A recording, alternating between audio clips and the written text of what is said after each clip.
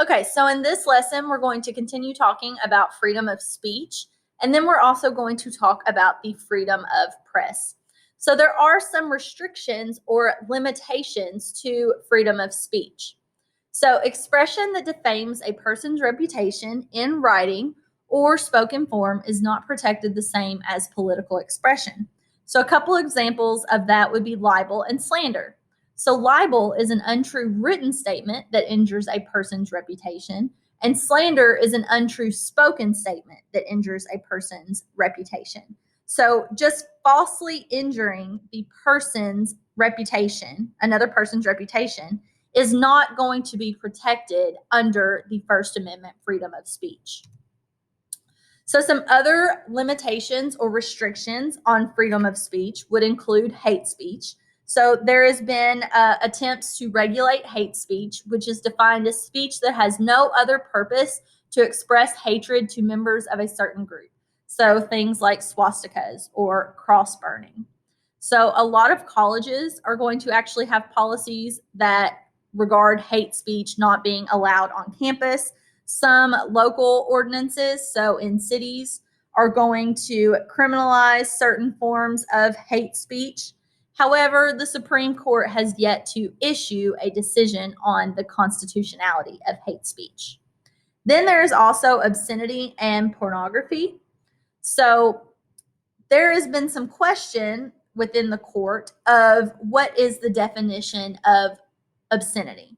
So in Miller v. California, they are going to establish the Miller test, which is going to set the standards for measuring obscenity. So what this means is that the material has to be patently offensive without any kind of redeeming social value, and the major theme appeals to indecent sexual desires when applying contemporary community standards. So what this all means is, would the average person find this material to be obscene? Does the work depict or describe sexual conduct? And does the work lack serious literary, artistic, or political value? And if the answer to all of those questions is yes, then the work would be considered obscene.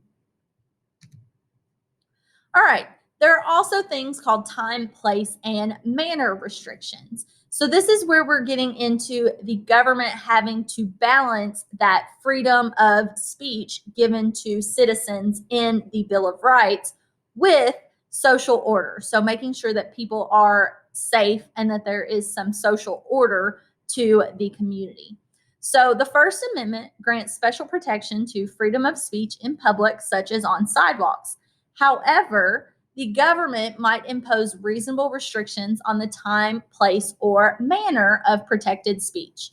So you could have a rally or a protest in a public area, but the government might set a time on it and say that after this time, you have to go home. Or if it was inside a public building, for example, they might set a restriction on the number of people allowed inside because of fire marshal standards or something like that.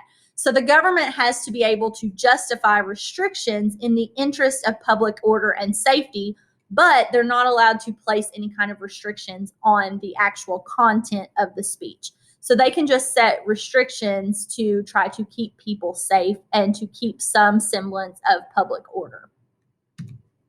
All right, so moving on to another case that you are required to know for the AP exam. And this one is going to talk about restrictions on free speech.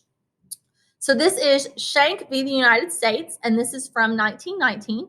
So during World War I, Charles Schenck and Elizabeth Bayer are going to distribute leaflets protesting the draft. So they are going to distribute about 15,000 of these leaflets, and they are urging the public to disobey the draft. However, they are only advising peaceful action against the draft. So Schenck is going to be charged with conspiracy to violate the Espionage Act of 1917, which made it a crime to interfere with military recruiting. So Schenck and Bayer are going to appeal those convictions on the grounds that that statute, so the Espionage Act, is violating the First Amendment. So the real question here is, did Shank's conviction under the Espionage Act for criticizing the draft violate his First Amendment right to freedom of speech? So was his publication and distribution of that literature that urges that resistance to the draft, is that going to be protected under the First Amendment? So the court is not going to rule in Shank's favor, okay? The court is going to say that the First Amendment does not protect freedom of or free speech promoting resistance to the draft.